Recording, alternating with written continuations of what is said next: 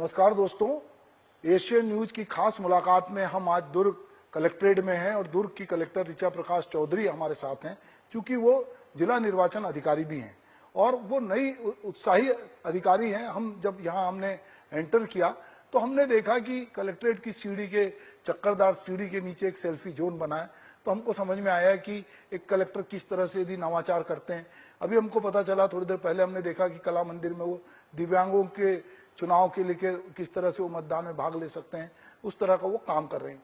तो ऋचा जी, मैं ये जानना चाहता हूँ कि ये चुनाव, मेरी जानकारी में ऐसा समझता हूँ कि ये चुनाव लोकसभा का आपके लिए पहला निर्वाचन अधिकारी के रूप में चुनाव होगा। इसको आप कितनी चुनौतीपूर्ण देखती हैं और इसको किस तरह से आप चाहती हैं कि इसमें ज्यादा से ज्यादा मतदान हो? निर्वाचन का जो अनुभव है उसमें अभी तक पिछले लोकसभा में मैं सुकमा में थी और विधानसभा में मैं कांकेर में रिटर्निंग ऑफिसर रह चुकी हूँ और जांजगीर में तो अभी विधानसभा चुनाव हमने संपन्न कराया ही है। लेकिन हर चुनाव की अपनी अलग चैलेंजेस होते हैं। जो इलेक्शन कमीशन ऑफ इंडिया की गाइडलाइंस बहुत क्लियर है, ऑब्जेक्टिव है, स्ट्रिक्ट है, तो उसको लेकर के बहुत सारी चीजें हमारे लिए आसान रहती हैं। मैन पावर का मोबिलाइजेशन है, बहुत सारे लोगों की ड्यूटी लगनी रहती है, क्या रोल्स एंड रिस्पॉन्सिबिलिटी है, वो बहुत आसान चीजें इसमें रहती हैं। इसके अलावा जो इन्फोर्समेंट की एक्टिविटीज हैं, ईसीआई का फोकस ये है कि जो लेवल प्लेइंग फील्ड हर कैंडिडेट को देना रहता है। इसमें आपको पुलिस के साथ में, बहुत सारी सेंट्रल एजेंसीज के साथ में कोऑर्डिनेशन करना रहता है। तो बिकॉज जो पूरी निर्देश इतने स्पष्ट है कि इसमें किसी भी स्तर पे किसी भी तरीके के काम करने में कोई परेशानी रहती नहीं है। दुर्ग जिले में क्योंकि ये बहुत ही अर्बन एरिया है, काफी पॉपुलस एरिया है और लोग बहुत अवेयर हैं, तो उसको लेकर के हमारा लगातार प्रयास है कि एक बिना किसी भय के, बिना किसी प्रलोभन के हमारे मतदाता एक चॉइस अपनी एक्सरसाइज कर सके चुनाव के माध्यम से। तो उसी को लेकर के हमारा पूरा प्रशासन जी। अभी आपने जैसा कहा कि आपने विधानसभा चुनाव कराया, फिर अभी लोकसभा चुनाव है। चुनाव में लगातार चुनाव आयोग बहुत सारे नवाचार कर रहा है और जिसमें ये कोशिश करता है कि मतदाता को आसानी हो। तो वो कौन कौन से नवाचार हैं जो एक मतदाता को भी पता होना चाहिए कि क्या क्या चुनाव आयोग कर रहा है? इलेक्शन कमीशन ऑफ इंडिया का वोटर पार्टिसिपेशन बढ़ाने को लेकर के जो 4-5 हमारी कैटेगरीज हैं, सीनियर सिटीजन्स हैं जो 85 प्लस हैं, दिव्यांगजन है, ट्रांसजेंडर है, फर्स्ट टाइम वोटर्स है जो हमारे युवा हैं और महिलाएं हैं। इन पे सब पे हमेशा से शुरू से भी फोकस रहा है और उसको लेकर के कि ये वर्ग के लोग चुनाव की पूरी प्रक्रिया से जुड़े और देश में जो वोट डालेंगे वो आपका नीति निर्धारण करेगा, आपके जिले की, आपके देश की दिशा निर्धारण करेगा। तो उसमें अपना वो participation as a citizen, equal citizen के तौर पे महसूस करे। तो उसको लेकर के लगातार हम इनिशिएटिव लेते रहे हैं। जैसे आपने बोला, आज दिव्यांगजनों के साथ में हमारा प्रोग्राम था जिसमें बहुत सारे दिव्यांगजन उसमें थे। उनका एक आर्ट गैलरी, उन्होंने अपनी कलाकृतियां बनाई थी। तुलसी जो हमारा विद्यालय है फॉर ब्लाइंड चिल्ड्रन, उनके जो बच्चे थे उन्होंने म्यूजिक के थ्रू अपना एक एक्सप्रेशन दिया कि जब वो एज अपना इनिशिएटिव लेकर के देश में योगदान कर सकते तो बाकी सबको भी बिल्कुल आगे आना चाहिए। बुजुर्गों के लिए जो सीनियर सिटीजन्स हैं और दिव्यांग जो है उनके लिए एट होम वोटिंग की सुविधा इलेक्शन कमीशन ने पिछले 2-3 साल से सभी जितने भी चुनाव हुए अवेलेबल करवाई है। तो हमारा जैसे ही नॉमिनेशन की प्रक्रिया शुरू होगी हम उनसे कंसेंट लेंगे।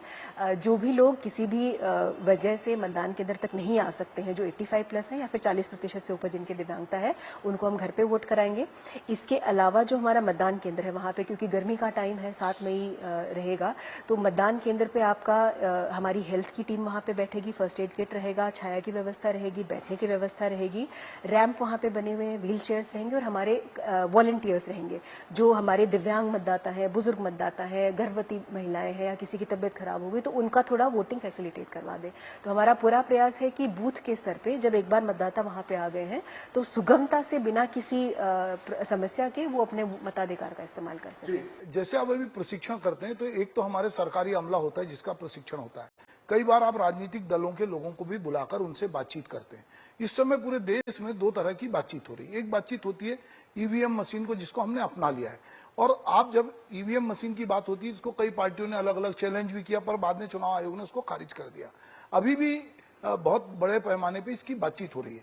तो आप जब राजनीतिक दल के लोगों को ट्रेनिंग में बुलाएंगे या जो उनको बताएंगे, तो आप ईवीएम का फंक्शन भी उनको बताते हैं क्या? चुनाव की पूरी प्रक्रिया में जो स्टेक होल्डर्स हैं, इसमें प्रशासन एक है, पॉलिटिकल पार्टीज हैं, प्लस आम नागरिक और मीडिया है। हमारा पहला प्रिंसिपल यही है कि कंप्लीट ट्रांसपेरेंसी के साथ में जो भी चीजें हो रही हैं उनके साथ हम डिस्कस करते हैं। तो ईवीएम का दो भाग में मैं इसको बताना चाहूंगी। एक तो जिस बूथ में कौन सी ईवीएम जा रही है, इसकी पूरी जानकारी हम मतदाता जो हमारे पोलिंग पार्टीज हैं उनको हम देते हैं। पहले रैंडमाइजेशन होता है, हमेशा जो पॉलिटिकल पार्टीज है उनके साथ में रैंडमाइजेशन होता है कि कौन सी ईवीएम कौन से बूथ पे जा रही है निर्धारित नहीं है, वो रैंडमली सेलेक्ट होती है। और इसमें इलेक्शन कमीशन ऑफ इंडिया से जो ऑब्जर्वर निर्धारित रहते हैं वो भी उपस्थित रहते हैं। उसकी सूची उनके सामने उन्हीं से साइन करवा के उसी टाइम उनको दे देते हैं। तो ये ईवीएम के साथ में किसी बूथ पे, पर्टिकुलर बूथ पे इस टाइप की छेड़खानी हो तो वो संभावना समाप्त हो जाती है। दूसरी जो चीज है, चुनाव की प्रक्रिया पिछले 50 साल में जो इवॉल्व होकर आई है उसमें इतने स्तर पे इतनी ज्यादा रिडंडेंसी है कि आपका चाहे वो बैलेट से हो रहा हो, चाहे वो ईवीएम से हो रहा है, प्रक्रिया में इतने सारे सेफगार्ड्स इसमें अवेलेबल है कि ईवीएम का किसी भी तरीके से मैनिपुलेशन पॉसिबल नहीं है। इलेक्शन कमीशन ने बहुत सारे अपने लेवल पे वो बहुत सारी डेमोन्स्ट्रेशन उन्होंने करवा चुके हैं जिसमें अभी तक ये प्रूव हो नहीं पाया। ईवीएम बिल्कुल सुरक्षित है, आपने जो वोट डाला है उसी कैंडिडेट को वोट जाना है और उसको लेकर के किसी भी प्रकार का संशय, किसी भी, चाहे वो राजनेता हो चाहे वो हमारे नागरिक हो, किसी प्रकार का संशय का संभावना ही नहीं। ऋचा जी, आपकी इस पूरी चुनाव प्रक्रिया में कितने अमला लग रहा है, मतलब पुलिस फोर्स और बाकी जो मतदान दल बना रहे हैं, मतगणना के लिए बना रहे हैं, उसकी क्या व्यवस्था है, थोड़ा हमारे दर्शकों को आप बताएं। सबसे निचले स्तर पे बीएलओज हैं, तो जिले में लगभग 1500 के करीब बूथ हैं। तो बीएलओ जो हमारे आंगनवाड़ी के वर्कर्स हैं या टीचर्स हैं उस पे बीएलओ रहते हैं। उसके बाद पोलिंग पार्टी में हमारे यहाँ पे 1500 बूथ सिर्फ जिले में है। अगर पूरी लोकसभा में मानेंगे तो लगभग 2200 के करीब बूथ है। तो हर केंद्र पे 4 के हिसाब से तो लगभग 8-8,500 के करीब में वो हमारे पोलिंग बूथ लगेंगे। उसके अलावा में हमारे सेक्टर ऑफिसर्स 115, उनके साथ में पुलिस सेक्टर ऑफिसर्स रहते हैं। अभी एफएसटी एसएसटी की टीम से हर विधानसभा में 3 दल मोबाइल जो किसी प्रकार की शिकायत आती है उसके लिए रहते हैं। तो टोटल मिला के लगभग 20-22 हजार से ज्यादा लोग एट अ टाइम अभी पूरा का पूरा जो हमारा मशीनरी है। और इलेक्शन कमीशन का खुद का कोई स्टाफ रहता नहीं है, वो सभी विभागों से वो कोऑर्डिनेट करके एज ऑफ नाउ हम सभी इलेक्शन कमीशन की डेपुटेशन पे उनके तहत हम काम कर रहे हैं। तो जितने विभागों के सभी लोग हैं, फिर ऑफिस में बहुत सारे लोग रहते हैं जो आपका विभिन्न प्रकार के पत्र जारी करने रहते हैं, जानकारियां कंपाइल करनी रहती है। तो इस प्रकार टोटल मिला के 20-22 हजार के करीब लोग हैं जो पूरे इलेक्शन की प्रक्रिया में शामिल रहते हैं। तो पुलिस प्रशासन तो इनकी सबकी अलग अलग लेवल की ट्रेनिंग जी, ट्रेनिंग लगभग 2-3 महीने से लगातार चल रही है। जो प्री अनाउंसमेंट की प्रिपरेशन रहती है जिसमें हमको दल का गठन करना रहता है, मतदान केंद्रों को लेकर के हमको कहाँ मतदान केंद्र होगा, क्या क्या सुविधाएं रहती हैं, पोलिंग पार्टीज का जो सबका नाम लेना होता है, डिटेल लेना रहता है, पीएसयूज के लोग रहते हैं, माइक्रो ऑब्जर्वर्स रहते हैं। तो वो ट्रेनिंग जिनको जो भी रोल असाइन होता है उनके मास्टर ट्रेनर स्टेट लेवल के, नेशनल लेवल के, डिस्ट्रिक्ट लेवल के हमारे पास अवेलेबल है और लगातार उनकी ट्रेनिंग रहती है। और उसके अलावा इलेक्शन जो हमारा ऑफिस है जिला निर्वाचन कार्यालय, अगर किसी को किसी भी टाइप का कोई संशय होता है, उनके सबके लिए हैंडबुक्स हैं जो उनको अवेलेबल करवाई गई है। फिर भी कोई संशय होता है तो वो सीधा इलेक्शन ऑफिस से बात करके अपनी जो भी डाउट है उसका निराकरण करवा सकते। जी, प्रशासन में ऋचा जी थोड़ा सा चुनाव से हट के बात कर रहे हैं। जो भी कलेक्टर आता है उसकी कुछ अपनी एक प्राथमिकता होती है, उसका एक एजेंडा होता है। सोचता है कि मैं जब जिले में हूं तो कुछ ऐसा करूं कि मैं जब यहां से जाऊं तो लोग कहें कि ये योजना या इस काम में इस कलेक्टर का बहुत फोकस था। तो दुर्ग जिला जैसा आपने कहा कि बहुत जागरूक है, पढ़ा लिखा है, सांस्कृतिक रूप से मजबूत है, तो आप यहाँ पर आई हैं, अभी आपको 3 महीने हो गए। आपको क्या लगता है कि आप ऐसा कौन सा काम दुर्ग में आपको लगता है कि जिसको आप टेक ओवर करना चाहती हैं? जो काम करने की प्राथमिकताएं होती हैं वो भी इसमें जो जिले की आवश्यकताएं हैं और जो शासन के निर्देश और उसके बाद में तीसरे चरण पे जो आपकी प्राथमिकता है उसके हिसाब से हम डिसीजन लेते हैं। तो अभी दुर्ग क्योंकि बहुत डेवलप्ड एरिया है, अर्बन एरिया है, living of standard already Chhattisgarh के कंपैरिजन में काफी अच्छी स्थिति में है। जो 2-3 मुझे लगता है कि चैलेंजेस हैं और जिसपे हमें मेहनत करने की जरूरत है। सबसे पहली चीज तो शहरी क्षेत्र में जो वेस्ट डिस्पोजल का एक इशू है, कचरे का डोर टू डोर कलेक्शन हो, उसका प्रॉपर संधारण हो, हमारे पब्लिक प्लेसेस पे किसी भी टाइप का वेस्ट का हीप ना हो, तो उसको लेकर के और उसका इन्वायरमेंटल फ्रेंडली तरीके से निस्तारण हो। तो उसका अभी जो हमारे 4 नगर निगम है और अर्बन बॉडीज और इवन हमारी ग्राम पंचायतें हैं वो भी बहुत पेरी अर्बन, सेमी अर्बन है, बहुत ही ग्रामीण ना होकर के शहरी परिप्रेक्ष्य की ज्यादा है। उसको लेकर के एक प्राथमिकता के तौर पर हमारा काम चल रहा है। उसी के चरण में जो शहरी क्षेत्र में जो हमारी मेन रोड्स है, दुर्ग में अभी ट्रैफिक को, एक्सीडेंट्स को लेकर के बहुत इशू है, कंजेशन के इश्यूज रहते हैं, उसको लेकर के जो हमारे मेन चौक चौराहे हैं उसको लेकर के और जो ट्रैफिक को किस तरीके से व्यवस्थित किया जा सकता है उस पर काम कर रहे हैं। दूसरा जो इम्पोर्टेंट चीज़ है शिक्षा को लेकर के, मैं जिस भी जिले में रही हूँ एजुकेशन को लेकर के, प्राइमरी एजुकेशन विशेष रूप से प्लस बोर्ड एग्जाम्स में बच्चों के परफॉर्मेंस ठीक रहे उसको लेकर के सब जगह हम काम करते आए हैं। तो अभी हमारी प्राथमिकता ये है कि FLN जो फाउंडेशनल लिटरेसी न्यूमरेसी है जिसमें पूरे देश भर में स्थिति ठीक नहीं है कि बच्चों को एक बेसिक संख्या का शब्द का बोध हो, उसको लेकर के अभी हम काम कर रहे हैं। इसमें जो यूनिसेफ की टीम है, हमारे टीचर्स हैं, हमारे जो स्टेट के मास्टर ट्रेनर्स रहते हैं वो सभी इसमें इन्वॉल्व हैं और सभी प्राइमरी स्कूल्स में हम इस पे काम कर रहे हैं। इसके साथ ही जो हमारी हाई स्कूल और हायर सेकेंडरी स्कूल है उसमें भी बच्चों को लेकर के अभी बोर्ड एग्जाम्स हुए हैं तो उनका ब्रिज कोर्सेज कराना है, पुराने पेपर वर्क से कराने, सो दैट बच्चों का एक फाउंडेशन और इसका जो रिजल्ट आता है वो आपके करियर की हर जगह पे रिफ्लेक्ट करता है तो वो अच्छा हो, उसको लेकर के प्रयास है। तीसरा जो चरण में काम अभी फोकस कर रहे हैं कि दुर्ग में जैसे आपने बोला एक युवा जिला है, बहुत सारी कॉलेजेस हैं, IIT भिलाई है, CSVTU है, BITS है, एक एजुकेशन का एक बहुत अच्छा हब है।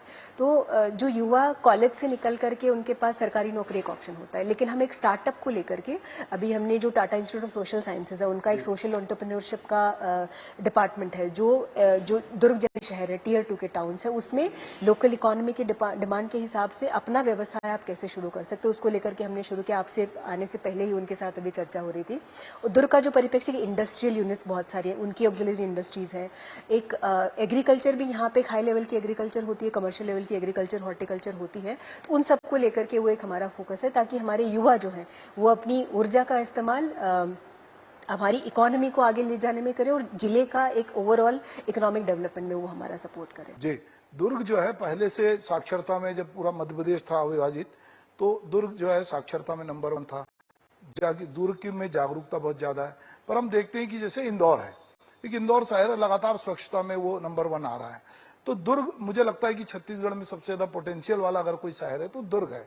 तो अभी आपने जिस तरह से कहा कि आप कुछ कुछ करना चाहती हैं, तो आपको लगता है कि ये जो स्वच्छता के पैरामीटर हैं इसमें भी कहीं हम लोग बिल्कुल, जो इंदौर की आपने बात करी, जिले में आने से पहले जो आप सब लोगों से चर्चा हो रही थी, जो हमारे नागरिक हैं, विभिन्न संगठन हैं, तो उसमें सबने सबसे पहले यही मुद्दा उठाया कि इतना बड़ा हमारा शहर है, इतना सक्षम हमारा शहर है, डेवलप्ड है, सब लोग यहाँ के जो दुर्ग की लोग हैं वो बाकी जगह में बहुत सारे दूसरे राज्यों में, दूसरे देशों में जाकर के इतनी जगह काम कर रहे हैं, लेकिन हमारे शहर को देख करके हमें गर्व वाली अनुभूति होनी चाहिए और उसमें स्वच्छता बहुत इंपॉर्टेंट पार्ट है।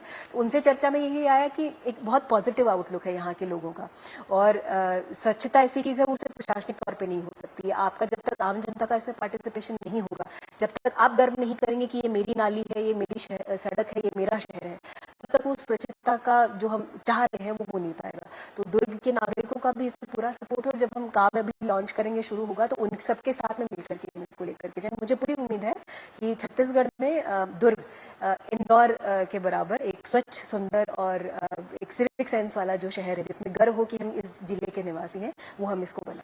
जी ऋचा जी, आप बहुत यंग हैं, डायनामिक हैं, नवाचार में विश्वास करती हैं, तो ये जो मतदाता जागरूकता के लिए या जो एक जन जागरण के लिए, चूंकि दुर्ग जो है वहां पे कला, संस्कृति, साहित्य, बुद्धिजीवी बहुत बड़ा वर्ग है, तो कुछ इस चुनाव में आप कुछ नए तरह का नवाचार कर रही जो लोगों को लगे कि भाई दुर्ग जिला जो है उसने कुछ ऐसा किया है जो बाकियों से हटकर है।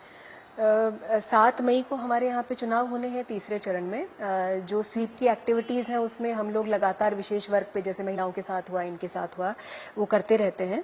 बट चूंकि जो छत्तीसगढ़ की सांस्कृतिक विरासत एक है हमारे पास में, वो दुर्ग उसमें बहुत एक इम्पॉर्टेंट फैक्टर रहा है। तो जैसा आपने बताया, यहाँ के उषा बारले जी यहाँ की रही हैं, हमारे एक पपेटियर आपने विभाष जी बताया उनका रहा है, निधि रजक जी जो बताया है उनका रहा है। तो उन सबके साथ में हम एक, क्योंकि युवा वर्ग को भी हम इन्वॉल्व करना चाहते हैं जो फर्स्ट टाइम वोटर्स हैं, उनके साथ में हम लगातार कार्यक्रम करेंगे, कुछ उनके वर्कशॉप्स करेंगे। खैरागढ़ यूनिवर्सिटी भी बगल में ही है, तो कुछ एक समर का टाइम जो स्कूली बच्चों का है वो भी यूज हो जाए और एक वोटर अवेयरनेस के तौर पे भी कार्रवाई हो जाए, वो हम प्लानिंग कर रहे हैं। और जैसे ही नॉमिनेशन हमारा शुरू हो जाएगा 12 तारीख के बाद में, उसमें ये सारी की सारी गतिविधियां आपको दिखने लगेंगी। जी, तो बहुत अच्छा है। भिलाई में बहुउद्देशीय नाट्य स्पर्धा है, सालों साल से होती है, मैं खुद उसमें कई बार आया हूँ जज बनकर और बहुत सारी चीजें देखता हूँ, और दुर्ग इस दृष्टि से मुझे बहुत संपन्न लगता है कि कला संस्कृति की दृष्टि से बहुत अच्छा है। अब एक व्यक्तिगत सवाल है कि ये कलेक्ट्रेट का काम और कलेक्टर का काम और बहुत तनावपूर्ण है, तो आप फुर्सत के क्षण में क्या करना पसंद करती हैं, क्या आपकी हॉबी है? आई लाइक रीडिंग, मैं पढ़ती रहती हूँ। उसके अलावा मैं अगर समय मिलता है तो फिजिकल एक्टिविटी में ज़्यादा टाइम बाहर का मिलना नहीं पाता है, बट वॉकिंग एंड रनिंग, मैं रनर, तो समय मिल पाता है वो कर लेती हूँ। अगर बाहर जाने का टाइम मिलता है तो मैं ट्रैकिंग वगैरह पे मैं जाती रहती हूँ, तो जितना समय मिल पाता है। बाकी आपका काम ऐसा है कि वो 24 घंटे की जगह 48 घंटे भी दिन में काम करो तो खत्म नहीं होगा, तो उसी में लगे रहते। अच्छा, ऐसी कोई किताब आपको अच्छी लगी हो जो पिछले हाल में कभी पढ़ी हो, जिसका आप जिक्र करना चाहें? बुक्स में मैं अभी रिसेंटली मैंने थोड़ी टेक्निकल किताब है, मिडनाइट मशीन, वो इंडिया की जो टेक्नोलॉजिकल हिस्ट्री है, क्योंकि हम दुर्ग में हैं और इतना टेक्निकल रहा है उसमें भिलाई स्टील प्लांट और इन सब के बारे में, कि किस तरीके से हमारे फाउंडर्स ने, जब 1950 में देश आज़ाद हुआ, वर्ल्ड वॉर चल रही है, बाहर के देश हमें टेक्नोलॉजी शेयर नहीं करना चाहते, लेकिन हमारा विजन है कि देश को गरीबी से आगे बढ़ाएं लेकिन विज्ञान में भी आगे जाएं, और न्यूक्लियर और स्पेस में हमने इतना अच्छा, पूरे जो सबसे डेवलप्ड कंट्रीज हैं उनके बराबर हम आज खड़े हैं। तो उसका एक जो पॉलिटिकल और एडमिनिस्ट्रेटिव हिस्ट्री है वो था और बहुत इंटरेस्टिंग था, और मुझे लगा कि इंस्टीट्यूशन बिल्डिंग जो होती है, जो प्रशासनिक स्तर पे हम कई बार हल्के में ले लेते हैं, वो कितना इंपॉर्टेंट होता है, देश किस दिशा में जा रहा है, छोटे छोटे आपके निर्णय होते हैं, तो वो बहुत ही एक अच्छा इंसाइट मिला मुझे। जी, तो दोस्तों, ये हमारे साथ थी ऋचा प्रकाश चौधरी, दुर्ग की कलेक्टर, और हम देख रहे हैं कि वो लगातार नवाचार कर रहे हैं। आने वाले दिनों में दुर्ग में बहुत सारी नई चीजें दिखेंगी और चुनाव निश्चित रूप से निष्पक्ष होगा, साफ सुथरा होगा और लोग ज्यादा से ज्यादा मतदाता उसमें भाग लेंगे। ऋचा जी ने हमें समय दिया, इसके लिए बहुत बहुत धन्यवाद। नमस्कार।